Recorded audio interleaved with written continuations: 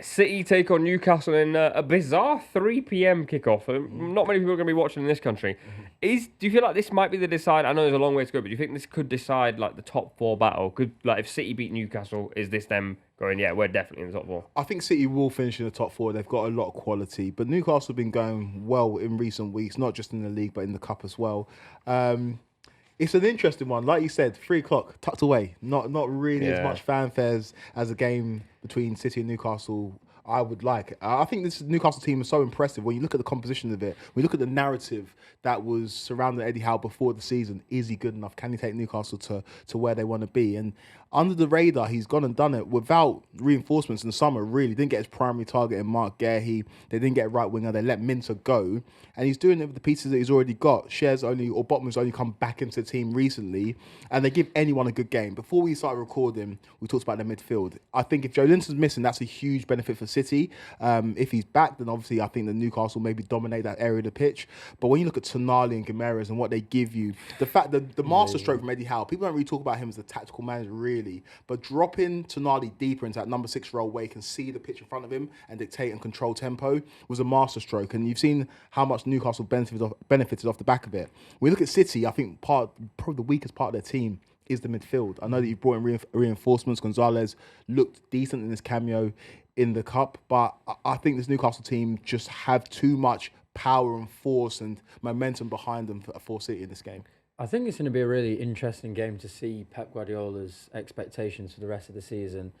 I would imagine that it'll be a much rested squad because we go to Real Madrid with only 1 goal behind, and I think there will be confidence there. We mentioned in the other video, City scored 3 at the Bernabeu last year, took them to pieces 2 years ago.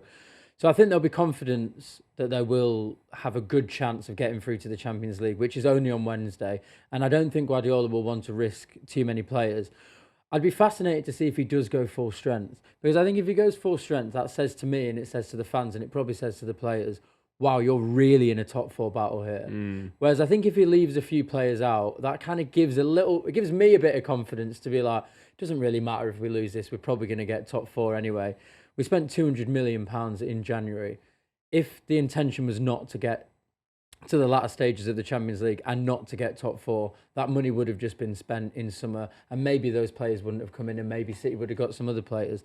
So I think it'd be fascinating to see who starts. I would imagine that it's going to be a much changed team from Tuesday. I think it'll be a bit of a second string team. I'd imagine Ortega might even start just to spare Edison from what happened midweek, and I think Newcastle will probably go on to win. Do you think that, like, with the narrative obviously being around City this season that they've been up and down and Newcastle have been on this charge, do you think risking losing this game to give further momentum to Newcastle, potentially stunting your momentum even more?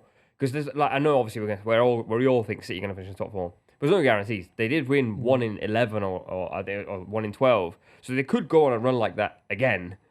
Honestly, the thing is, I think it's also to do with Newcastle. I said it like a few weeks ago when Newcastle were really rising up. I just don't think they have enough to get into the top 4 anyway. I genuinely don't. I think after I said that, they went on to lose like 4-1 at home to Bournemouth, didn't they? And I just think they're that type of team. They've always been that type of team, even when they've been in the doldrums of the Premier League. They've always taken big scalps and they've always been incredibly hard to play against for big teams, but then maybe not so good against the smaller teams. And I look at that side and I think there's obviously a lot of quality. We talked about that midfield. That midfield 3, when it's fit, of Guimaraes, Tonali and Joelinton, I don't think there's any better midfield 3 in the Premier League. Maybe one in Liverpool, but I'm not even so sure. And then I think you look at the rest of the team, and I think there are players who are playing out of their skin. But I look at Murphy, we spoke of before, Kieran Trippier. He's been good this season. Kieran Trippier, obviously pretty old. Dubravka, the second choice. I know Nick Pope's back now. Lewis Hall. They're not names that you can guarantee big performances from every single game. So I would imagine that Newcastle will slip out of the top 4 anyway. One player we haven't mentioned is Isak. And I think there is definitely a conversation to be had here. Isak and Haaland are probably they are the 2 best strikers in the league. But would you say at this moment in time, Isak is better than Haaland? There will never be a day in Alexander Isak's life where he's better than Haaland.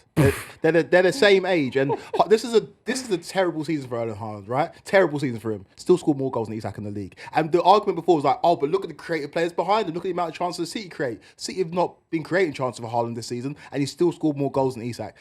When we talk about, To be fair, he scored 10 after 4 games. cool. They're still goals. They still count. Erling Harland, when he's finished with football and he's retired, we're talking about a player that is amongst the very greatest of all time in terms of the amount of goals he scored, in terms of the amount of trophies that he's won. Isak's a very good player, but I think it's almost nonsensical and disrespectful to compare Alexander Isak to Erling Harland, who is just one of the best players in the world. And I don't think we can say that about Alexander Isak yet. I think the Haaland debate is always interesting because obviously we spoke and I said that at the moment when City aren't creating as many chances, some of his shortcomings are a little bit obvious just in terms of his overall link-up play.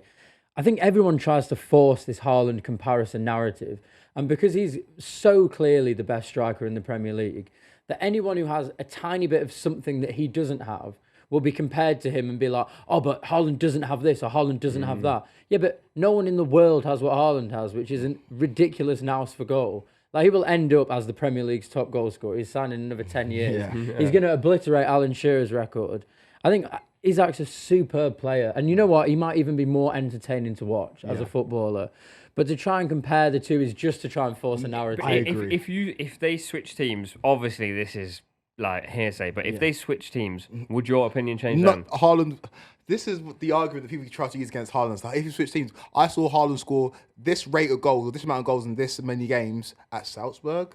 I saw him score this many goals at Dortmund. Not just in the league, in the Champions League, in a league competition, he's banging in this many goals. I'm sorry, I think Isak's a quality player. I'd love him to play for my football club. But Erling Harland is just that guy. Think about his first season, comes in, can he do it in the Premier League? Breaks the all-time goal scoring record. Last season, he didn't really play that well, scored 27 league goals. I'm telling you, this season, Erling Harland will end up scoring more league goals than Mo Salah. He will end up with the golden boot again because that's just what he does. The overall game might not be there. He might not give you as many assists. He might not be as good in build-up. But in terms of scoring goals, in terms of being a striker, but in terms of just doing your job, Erling Haaland's the best in the world and one of the best of all time.